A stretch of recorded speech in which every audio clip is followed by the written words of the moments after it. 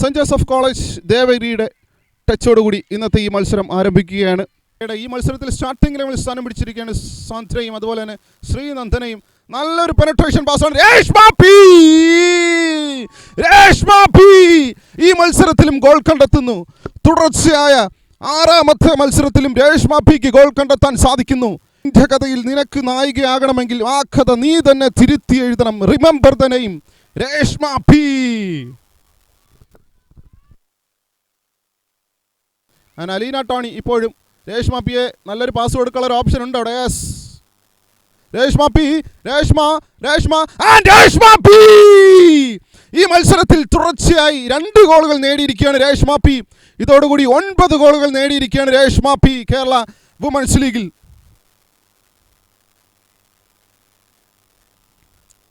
നോക്കുക, ഒരു through pass ആയിരുന്നു. ഒരു 1 vs 1 സിറ്റുവേഷനിലൂടെയാണ് ഗോൾ കീപ്പറുടെ ഇടത് ഭാഗത്തേക്ക് രേഷ്മ പി അനായാസം ഗോൾ അടിച്ചുകൊണ്ട് തൻ്റെ 2ാമത്തെ ഗോളും കൈപ്പിടിയിൽ ഒതുക്കിയിരിക്കുകയാണ് രേഷ്മ പി.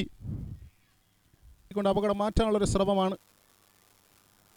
രേഷ്മ പി ഒരു ഹാട്രിക് ഗോൾ നേടാനുള്ള എല്ലാ ശ്രമവും രേഷ്മ പിയിലേക്ക് എത്തിച്ചേർന്നിട്ടുണ്ടോ? ചെറിയ വ്യത്യാസത്തിലാണ് പന്ത് ഇത്തവണ പുറത്തേക്ക് പോകുന്നത്. മത്സരത്തിൻ്റെ 51ാമത്തെ മിനിറ്റിൽ ഹാട്രിക് ഗോൾ നേടാനുള്ള എല്ലാ അവസരവും രേഷ്മ പിയെ തേടി എത്തിയിരുന്നു. പക്ഷേ ചെറിയ രീതിയിലാണ് പന്ത് പുറത്തേക്ക് പോയത്. പെനാൾട്ടി ഏരിയയ്ക്ക് പുറത്ത് നിന്ന് ഗോൾ കീപ്പറുടെ വലത് ഭാഗത്തേക്ക് ഈസിയായി ഫിനിഷ് ചെയ്തെങ്കിലും ചെറിയ രീതിയിൽ പന്ത് പുറത്തേക്ക് പോവുകയാണ്. തീർച്ചയായിട്ടും ആ ബോൾ ലഭിക്കുമായിരുന്നു. കാർത്തികയിലേക്കാണ് റിട്ടേൺ ബോൾ എത്തിച്ചേർന്നിരിക്കുന്നത്. ഒരു പാസ് കൊടുക്കാനുള്ള ശ്രമമായിരുന്നു. ഇത്തവണയും രക്ഷപ്പെടുകയാണ് കേരള യുണൈറ്റഡ്. ഒരു സുവർണ ശ്രമമാണ്. അനക്സ മാത്യുവിൻ്റെ ക്ലിയറൻസ് ആണ് അവിടെ നേരെ കോർണർ കിക്കിലോട്ട്.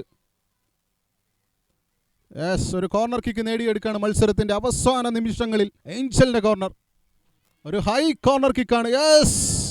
രക്ഷപ്പെടുകയാണ് ഇത്തവണ സെൻറ് ജോസഫ് കോളേജ് ദേവഗിരി മത്സരത്തിൻ്റെ അവസാന നിമിഷങ്ങളിൽ.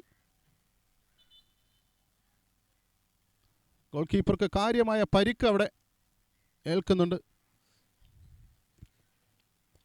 മുന്നേറ്റം അവിടെ കാണാൻ സാധിക്കുന്നുണ്ട്. നേരെ കാർത്തികയിലേക്ക്, പക്ഷേ ഇത്തവണ കാർത്തികയ്ക്ക് ബോൾ റിസീവ് ചെയ്യാൻ സാധിക്കുന്നില്ല. ഫൈനൽ വിസിൽ വന്നിരിക്കുകയാണ്. എതിരില്ലാത്ത 2 ഗോളുകൾക്ക് കേരള യുണൈറ്റഡ് ഈ മത്സരം കൈപ്പിടിയിൽ ഒതുക്കിയിരിക്കുകയാണ്.